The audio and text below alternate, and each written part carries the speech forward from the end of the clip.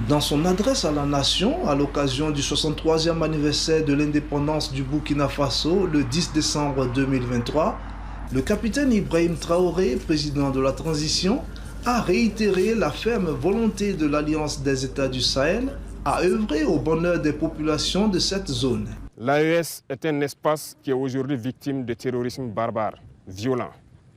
Mais aujourd'hui, nous avons compris et les peuples ont compris qu'il faille s'unir.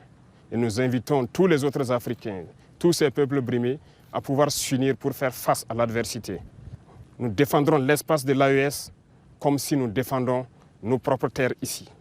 Parce que nous avons décidé de nous unir avec nos pays frères du Mali, du Niger, pour en faire de nos espaces un seul espace. Aller et venir, commercer et défendre, ramener la paix, la prospérité et la sécurité. Parce que nos peuples ont droit au bonheur.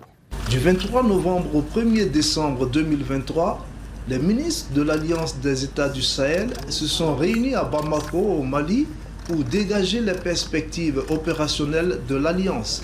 Selon un analyste, l'évolution de la situation sécuritaire dans la zone présageait une coalition de ces États du Sahel confrontés à un même phénomène de terrorisme. Et là, aujourd'hui, les États décident de prendre en main leur destin. Il y a eu beaucoup d'acquisitions d'équipements qui étaient difficiles à l'époque avec d'autres partenaires. Donc il y a de nouveaux partenaires qui apportent son soutien, n'est-ce pas, à ces trois États. Donc c'est une nouvelle aventure qui débute avec quand même des difficultés, mais aussi des résultats.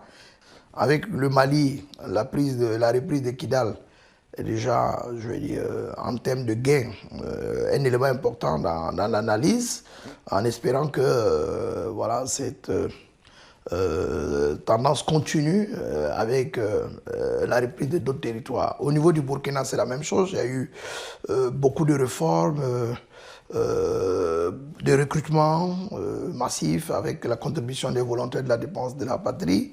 Le Niger aussi, qui était plus ou moins bien loti, aujourd'hui se retrouve voilà, avec des fronts qui s'ouvrent. À ce jour, le sort du G5 Sahel semble être scellé à la suite du communiqué conjoint des deux membres restants, à savoir la Mauritanie et le Tchad, publié le 6 décembre 2023.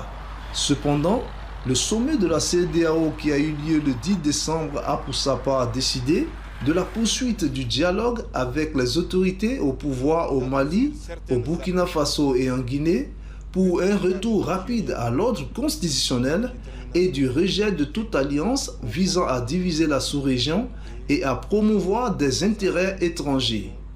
Ongia Christian Tan, CGTN français, Burkina Faso.